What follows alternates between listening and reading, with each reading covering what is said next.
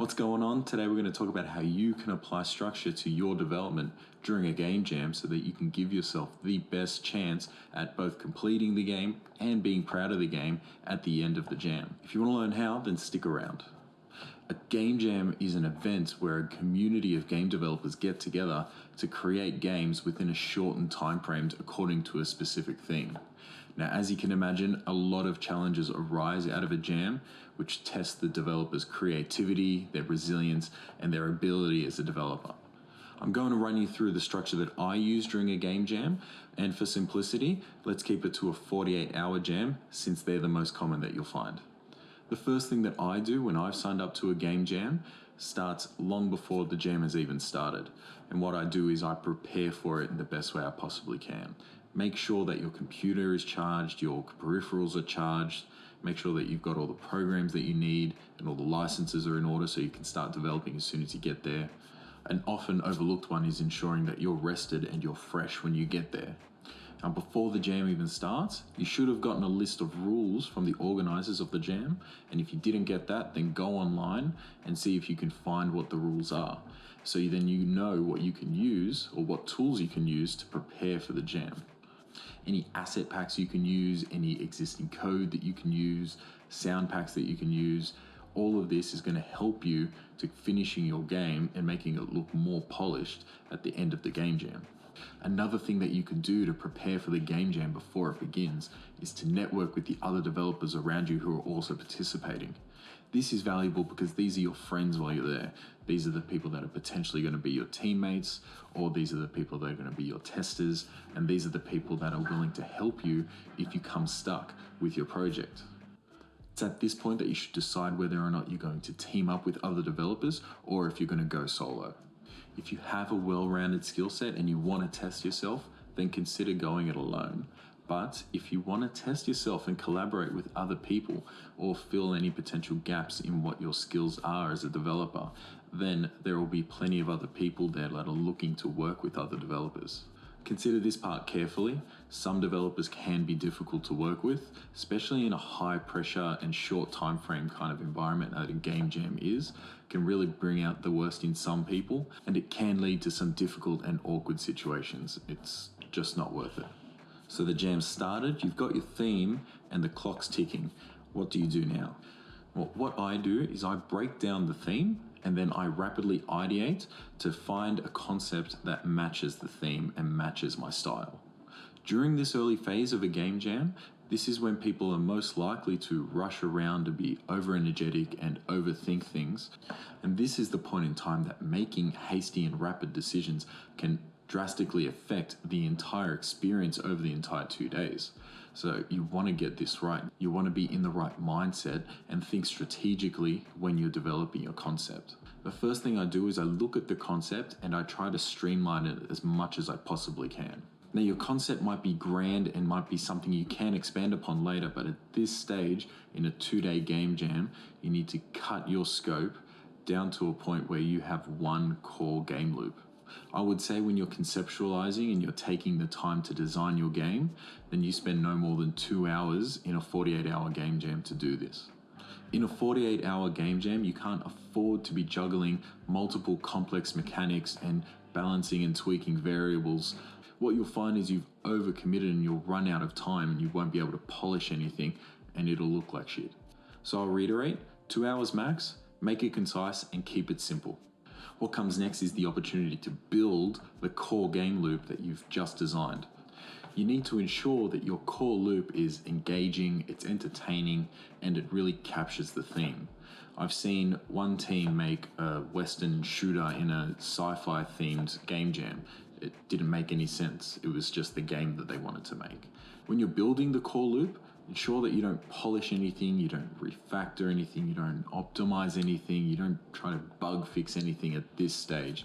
What you're doing is you're just trying to ensure that your game that you've designed conceptually is fun to play and engaging for the player.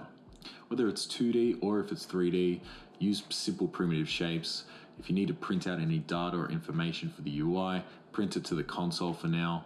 Just make sure that the game's fun and entertaining, the player can really engage with your game, and you're going to enjoy making this game for the next 2 days. Now, this might sound strange, but building your core game loop shouldn't be the bulk of your game development during a game jam. It shouldn't take you any longer than 6 hours. If it's taking you more than 6 hours, then your game is too complicated and you're not going to be able to finish it on time. You need to be strict on yourself, and you need to have the discipline to know that this game, its scope is too big and it needs to be cut in half. Now that you've actually built the core of your game, what you're going to be spending the rest of the game jam doing is polishing that game up to a high standard. The very first thing that you're going to be doing is you're going to be looking to the people around you and you're going to test what you have in front of you. It doesn't have to be a detailed test. What you're looking for is, does it capture the experience I'm trying to provide? Is it fun for the player? Does it fit the theme? These are the things which are important and that you need to test for before you continue to polish. Once you've tested on a couple different people and you've gotten some feedback, first thing to do before you go anywhere else is you fix as many bugs as you possibly can. Make it as bug-free as you possibly can make it. This is important because if you're building on top of a broken core to your game, it's only going to get worse and worse, and it's going to be harder for you to fix everything at the very end. It's just not going to happen. So if you do this now, then you set yourself up for the best chance to finish the game at the end. How I polish a game is I go from the inside out. So what I'll be focusing on in a game jam when the core loop is already done is art and animation, and then the UI and any information that the player needs to be able to play the game, any music that you want to add to the game which help to really create and build on the feel of the game. And then after all that's done, no doubt there's going to be more bugs for you to fix and tweak. So fix all of them so you're working from the inside out on just your core game, just your core scene. At this point, I focus on a win state and a failure state. Now, they're just an extension of the user interface, as they're just screens which loop you back into the core gameplay. It's individual to everybody's game or the theme that the game jam is running, but this is what I generally do. So add this polish to whatever standard makes sense for the game jam that you're currently doing. The next thing that I build is just a simple start menu. Now, most games that you see that come from a game jam are going to be, well, they seldom have a start menu or something which welcomes the player or informs them of the game before it even starts. Usually just throws them in. And that can be quite jarring to the person playing the game and their experience with it. So like I said, I just create a simple start menu which has a play button, credits, simple options if you have that, like volume down and up, and some controls just showing people how to play, and then an exit. Not a lot of games have it, but an exit button is very nice to just close the game. The last thing that you want to do, once you have all of this, you want to be testing your game all over again with other participants, more participants, as many people as you possibly can that are in the vicinity, and get as much of their time as you possibly can. In this time, you're going to find bugs.